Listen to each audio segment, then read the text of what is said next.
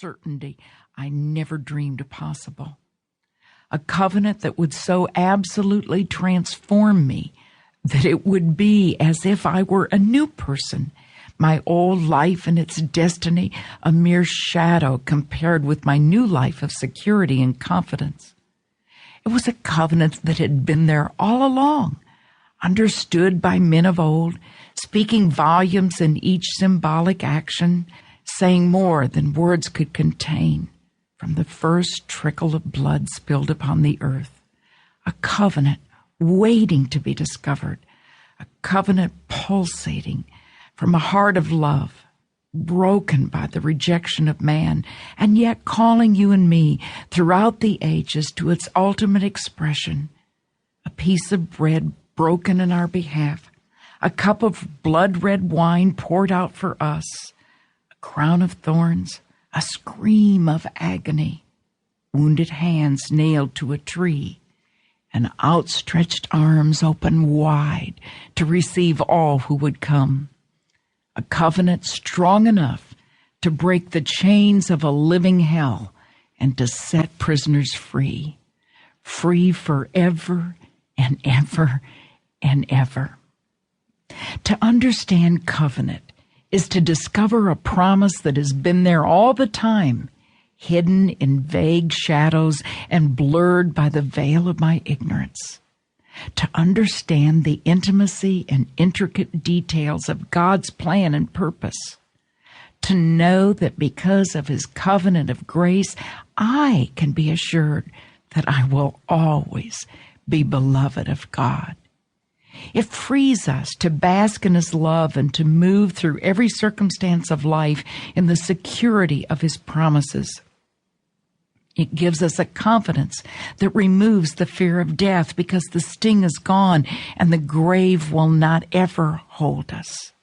To understand covenant is to grasp the incredible truth that covenant is for you, you beloved of God. It will take you through a blood-washed door into a whole new world of understanding of what it means to be a child of God, bidden to come through the rent veil of the flesh of his only begotten Son into the presence of your covenant God and cry, Abba, Father. To understand covenant is to hear him say to you, you are precious in my sight. And to believe him. Because God is a covenant God, I can be secure. The magnificent expanse of the ocean off the coast of Washington stretched out before him. There it was, his once-for-all test of the existence of God. The young man was cocky, self-sufficient. He had the answers to all of life's questions in his grasp. He even knew how God should behave if he was truly God. He had heard the stories from the Bible, the feats of David against Goliath, Daniel among the lions, but mostly he had heard stories of Jesus and his miracles.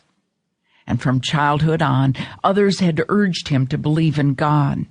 But it was difficult to believe in someone he had never seen, someone who seemed to exist only in the stories of other people, someone who wasn't doing what a God should be doing.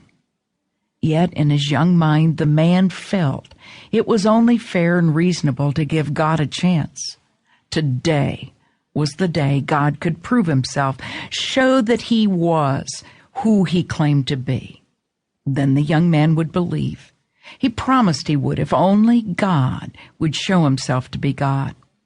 He called out to God over the sound of the ocean up to the heavens, if you will let me walk on water, even as Jesus did, then I will know you are God and I will follow you. His request seemed perfectly reasonable. God could have him, and rightly so, if he would prove himself. He stood all alone, watching the waves greet the shore, only to roll out to sea again. Then, without rolling up the legs of his pants, he moved toward the horizon.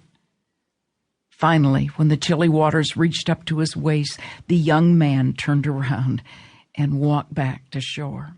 God did not exist. Of this